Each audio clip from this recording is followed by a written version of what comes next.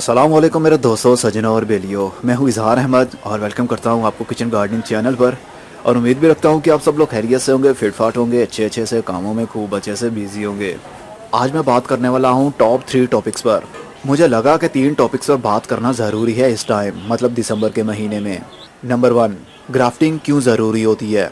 Number 2, क्या हम दिसंबर के महीने में मतलब ठंड के महीने में कटिंग्स लगा सकते हैं, अगर लगा सकते हैं तो कौन से प्लांट्स की। नंबर 3, क्या हम दिसंबर के महीने में विंटर सीजन के फूलों की या सब्जी वाले पौधों की सीडलिंग कर सकते हैं, क्या उनके बीज लगाए जा सकते हैं अभी भी।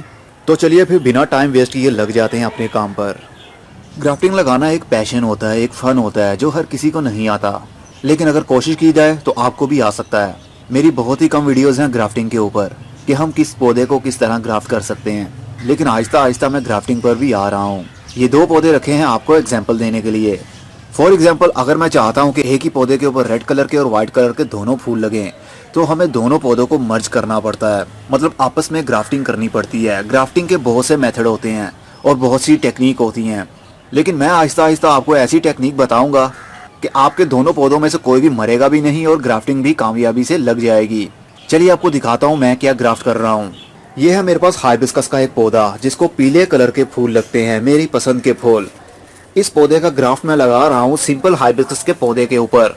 ये एक सिंपल हाइबिस्कस है जिसको नॉर्मल रेड कलर के फूल लगते हैं, अक्सर आपने नर्सरीज पर भी ये देखा होगा। लेकिन अभी सीजन ऑफ हो रहा है, हाइबिस्कस के फूल अभी भी लग रहे हैं स्पीशी को, मतलब ये नस्ल ही और होगी, इसलिए इसको इतनी ठंड के मौसम में भी फूल लग रहे हैं और कलियां भी लगी हुई हैं। तो मैंने सोचा क्यों ना इस पौधे को ग्राफ्ट किया जाए किसी लोकल पौधे के ऊपर। तो मैंने लोकल पौधे की एक ब्रांच ली, मतलब पूरा गमला लिया। ये पौधा है गमले के अंदर लगा हुआ, इसको मैंने बड़े गमले में रख दिया, मतलब उस पौधे के साथ रख दिया जिसके साथ मैं ग्राफ्ट मतलब मर्ज करना चाहता हूँ। तो दोनों की ब्रांचेस को मैंने छीला और यहाँ से कट लगाने के बाद आपस में जोड़ दिया और ऊपर से पॉलीथीन से अच्छे तरीके से एयर टाइट कर दिया। इसको लगाए हुए को, अरे किधर गई, कैसे है ऐसे, 14 तारीख को मैंने ये लगाया था, मतलब 11वें महीने की 14 तारीख को, और आज 12वां महीना है। जब ये कामयाबी से ग्रो हो पाएगा, ग्राफ्ट लग जाएगा, तो वीडियो को कंप्लीट करके मैं अपलोड करूंगा। और जब दोनों का ग्राफ्ट लग जाएगा उसके बाद हम इस वाली ब्रांच को काट देंगे। और ग्राफ्टिंग के और भी बहुत से फायदे होते हैं। ये तो वो मेथड है कि एक पौधा होगा और उसके ऊपर लाल रंग के फूल भी लगेंगे और एक ब्रांच को मतलब एक टहनी को पीले रंग के फूल लगेंगे। ये तो एक बहुत ही सिंपल है, लेकिन अगर आप करेंगे तो। अब बात करते हैं फ्रूटिंग वाले प्लांट्स को हम क्यों ग्राफ्ट करते हैं, या जब नर्सरी से लेकर आए तो ये क्यों पूछा जाता है कि ये पेवंद लगा हुआ है इसको या नहीं, मतलब ग्राफ्ट लगा हुआ है या नहीं। ग्राफ्ट लगाने का फायदा ये होता है कि आपका पौधा जल्दी ही फ्रूट पर आ जाता है।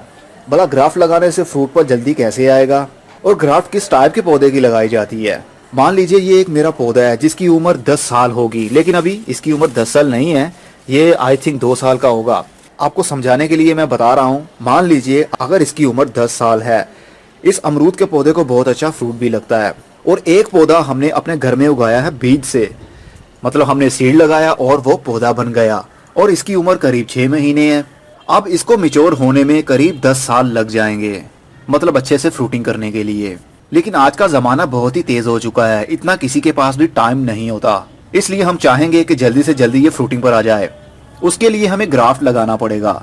ग्राफ्ट लगाने के लिए दोनों पौधों की उम्र सेम नहीं होनी चाहिए, मतलब जिस तरह ये 6 महीने का है, इसी तरह किसी भी टहनी को हम लेंगे जिस पौधे की उम्र 6 महीने होगी, तो दोनों के ग्राफ्ट लगाने से कोई भी फायदा नहीं होगा, क्योंकि दोनों की ही ब्रांचेस सेम उम्र की हैं। हमें किसी ऐसे पौधे के साथ ग्राफ्ट लगाना पड़ेगा, ऐसे पौधे की ब्रांच लगानी पड़ेगी जिसकी उम्र ज्यादा हो और उस ब्रांच को फ्रूट भी लग रहा हो।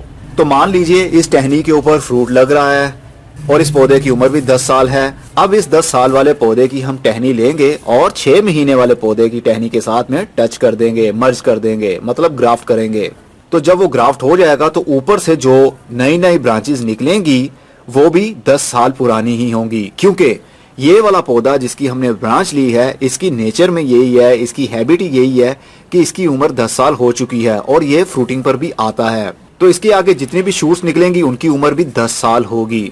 तो 6 महीने वाले पौधे के ऊपर हम 10 साल वाले पौधे को ग्राफ्ट करेंगे तो इस पौधे की उम्र भी 10 साल ही तसव्वुर की जाएगी और वो जल्दी ही 1 साल में फ्रूटिंग पर भी आ जाएगा। बस ग्राफ्टिंग हम इसीलिए करते हैं फ्रूटिंग वाले प्लांट को। अब ऐसा नहीं है कि इस टहनी को मैं काट दूं और यहाँ पर इसको ग्राफ्ट लगा दूं तो मैं कहूँ कि इसको ग्राफ्ट लगा लिया है तो इसको फ्रूट कब लगेगा, तो ऐसा कभी भी नहीं होगा, क्योंकि आपने सेम पौधे की या सेम उम्र वाले पौधे की ब्रांच ली और उसको आपस में मर्ज कर दिया।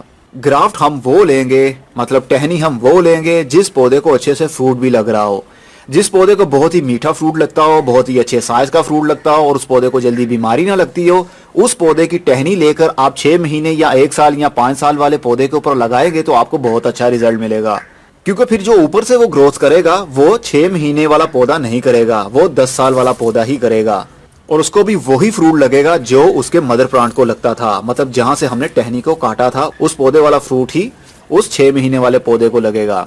होपफुली अच्छे से समझ लग गई होगी।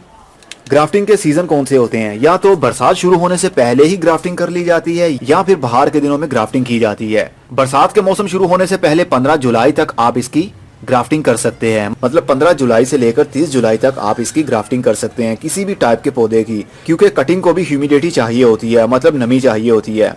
बरसात के मौसम में वाटर फ्लो काफी तेज होता है, जल्दी ब्रांच खुश्क नहीं होती और टाइम टू टाइम बारिशें भी होती रहती हैं, जिसकी वजह से ग्राफ्ट जल्दी ही पक जाता है। और उसके अलावा बाहर के मौसम में भी कर सकते हैं ग्राफ्टिंग, मतलब बाहर के दिन शुरू होने से पहले जनवरी के महीने में आप ग्राफ्टिंग लगा सकते हैं, जो कि मार्च के महीने तक वो पक्की हो जाती है। दिसंबर का महीना शुरू हो चुका है, दिसंबर की आज 12 तारीख है और कल ही बारिश हुई, जिसकी वजह से मौसम बहुत ही ठंडा हो चुका है। तो क्या इस मौसम में हम कटिंग्स लगा सकते हैं इवन इतनी ठंड होने के बावजूद? तो जी हाँ, आप बहुत से पौधों की कटिंग्स लगा सकते हैं, जैसे कि सैकुलेंट प्लांट्स, जैसे कि मनी प्लांट और कोलियस पौधे की भी कटिंग आप लगा सकते हैं। और मैंने एमरैंथस की कटिंग्स भी लगाई हुई हैं, लाल रंग का एमरैंथस और हरे रंग का। मतलब ऐसे पौधों की कटिंग्स आप बहुत ही आसानी से लगा सकते हैं जिनके अंदर काफी मॉइस्चर खुद का मौजूद रहता हो, उनकी टहनियां जल्दी टिम्बर ना बने, मतलब लकड़ी ना बने। और ऐसी हमें सॉइल यूज करनी पड़ती है जिसके अंदर पानी भी रहे और पानी बहुत ज्यादा कटिंग्स को मिले भी ना। जिस तरह मैंने कोकोपीट और परलाइट का मिक्सचर बनाया 50-50 का, इसके अंदर कटिंग्स को लगाएंगे तो कटिंग्स जल्दी गलेंगी नहीं, क्योंकि जो सॉफ्ट वुड होती हैं, नरम लकड़ी वाली कटिंग्स होती हैं, वो जल्दी गल जाती हैं। इसलिए हमें कोकोपीट या पीट मोस के अंदर परलाइट का यूज करना बहुत ही जरूरी हो जाता है, ताकि कटिंग को टाइम टू टाइम मॉइस्चर भी मिलता रहे और वो जल्दी गले भी ना। बहुत से पौधों की आप कटिंग लगा सकते हैं दिसंबर के महीने में। ये सारी कटिंग्स मैंने लगाई क्योंकि मुझे एक ऑर्डर आया था, तो मैंने कहा मैं तैयार करके दे सकता हूँ आपको। ये भी, और मोगरा प्लांट की कटिंग्स भी लगाई हुई है ट्रे के अंदर ही। तो बहुत से ऐसे पौधे हैं जिनकी आप कटिंग्स को लगा सकते हैं। और गुलाब के पौधे की कटिंग भी दिसंबर के महीने में माली लोग लगा लेते हैं, मतलब देसी रोज की कटिंग दिसंबर के महीने में लगा ली जाती है, जो कि फरवरी टू मार्च के महीने में रेडी हो जाती है। नई नई शूटिंग्स, नए नए पत्ते निकलना शुरू हो जाते हैं। कटिंग्स तो लगाने के लिए बहुत सी हैं अगर आपको थोड़ा सा पैशन हो तो, जैसे गोल्डन फाइकस, फाइकस की भी हर स्पीशी की आप कटिंग्स को लगा सकते हैं। स्पाइडर प्लांट को भी उखाड़ कर लगाया जा सकता है, नैंथरा प्लांट की कटिंग्स भी लगाई जा सकती हैं। और सबसे मजे की बात कि आप टमाटर के पौधे की कटिंग भी लगा सकते हैं। मैंने पिछले साल भी इसको ट्राई करके देखा था, लेकिन उसके बाद एक्सपर्ट ने मुझे बताया कि ये कटिंग से भी बहुत आसानी से ग्रो हो जाता है। बहुत से नर्सरीज पर आपको जो पौधे मिलते हैं वो कटिंग से लगाए होते हैं। मतलब सर्दी के दिनों में भी, दिसंबर के महीने में और जनवरी के महीने में बहुत ठंड होती है, तो ऐसे में भी आप इनकी यंगर शूट काटिए, ऊपर वाली ब्रांच को काटिए और सॉइल के अंदर लगा दीजिए। बिना पत्तों को काटे हुए भी इसकी ग्रोथ वहीं पर शुरू हो जाती है, रूटिंग भी शुरू हो जाती है।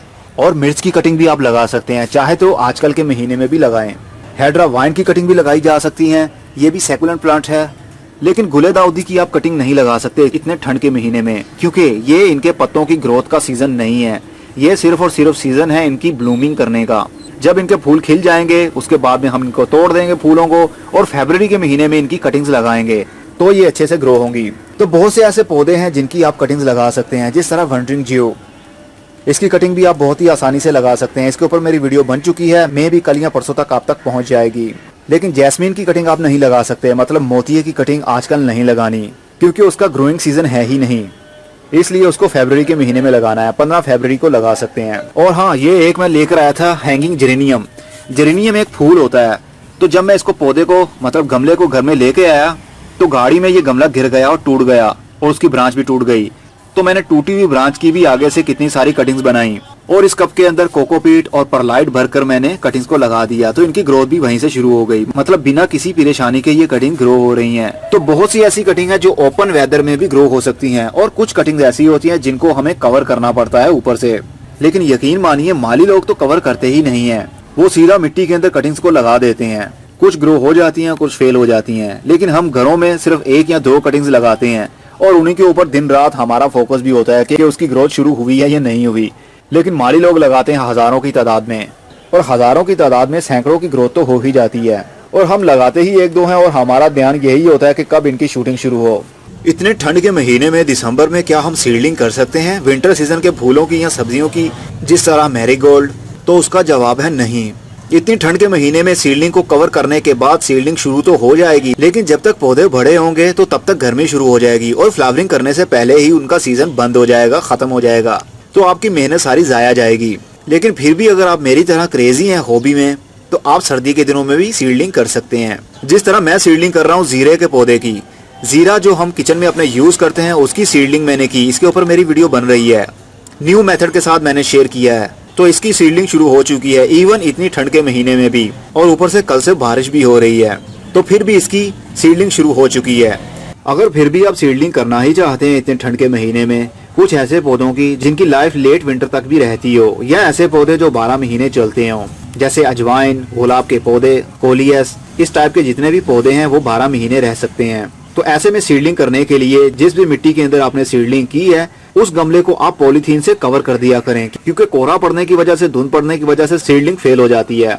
तो जब सीड की जर्मिनेशन शुरू हो जाए तो उसके ऊपर कोहरा या बारिश पड़ने की वजह से वो पौधे मर जाते हैं पीले होने के बाद, इसलिए इनको हीट देने की जरूरत होती है। पॉलीथीन से आप कवर कर दिया करें, रात के टाइम प्लास्टिक का ऊपर कवर कर दिया करें या कोई बैग ऊपर चढ़ा दिया करें, ताकि अंदर हीट भी बनी रहे और सीड की जर्मिनेशन भी अच्छे से शुरू हो।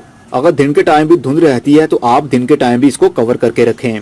तो सीडलिंग आप ठंड के महीने में भी कर सकते हैं, लेकिन वेजिटेबल की सीडलिंग सर्दी के दिनों में, मतलब दिसंबर के महीने में अब नहीं करनी है आपने। जिस तरह बंद गोभी, फूल गोभी, लाल मूली, शलजम, इस टाइप की जो विंटर सीजन की वेजिटेबल्स हैं उनको आपने अब ग्रो नहीं करना। अगर आप सीडलिंग अब करते हैं तो जब वो ट्रांसप्लांटिंग के काबिल होगी तो ट्रांसप्लांट आप कर देंगे। जब तक उसने बड़ा होना है, फ्रूटिंग पर आना है, उससे पहले ही मौसम खत्म हो जाएगा, गर्मी आ जाएगी, तो आपके सारे पौधे बिना फ्रूट दिए मर जाएंगे और आप डिसहार्ड भी हो सकते हैं। इसलिए आप ऐसे पौधों की सीडलिंग करें जो 12 महीने रहते हों, या ऐसी वेजिटेबल्स की सीडलिंग करें जो 12 महीने आप उनकी किसी भी महीने में सीडलिंग कर सकते हो, जिस तरह मेथी, जिस तरह पालक, धनिया, पुदीना, ये 4 सीजन वेजिटेबल्स होती हैं, 12 महीने ग्रो होती ही रहती हैं। तो इनकी सीडलिंग के लिए वही मेथड यूज करें जो ऊपर से हम कवर कर देते हैं सर्दी के दिनों में, ताकि सीडलिंग अच्छे से शुरू हो जाए। जब सीडलिंग शुरू हो जाए, जब हम ट्रांसप्लांट कर देते हैं पौधों को, तो उसके बाद हमें उसको कवर करने की जरूरत नहीं है, ओपन एयर में ही उसको रहने दें। धुंध पड़ने की वजह से उसको कोई प्रॉब्लम नहीं होती, लेकिन अगर बहुत ज्यादा धुंध पड़े, मतलब कोहरा पड़े, फ्रीजिंग लेवल तक वो पहुंच जाए, तो पत्ते उसके पीले हो जाएंगे पौधे के और वो मुरझाना शुरू हो जाएगा। होपफुली आपको अच्छे से समझ लग गई होगी। अब मैं चलता हूँ, अगली वीडियो में फिर किसी नई इन्फॉर्मेशन के साथ मिलेंगे। तब तक के लिए goodbye, see you and tata, और अपना बहुत सा ख्याल रखिएगा।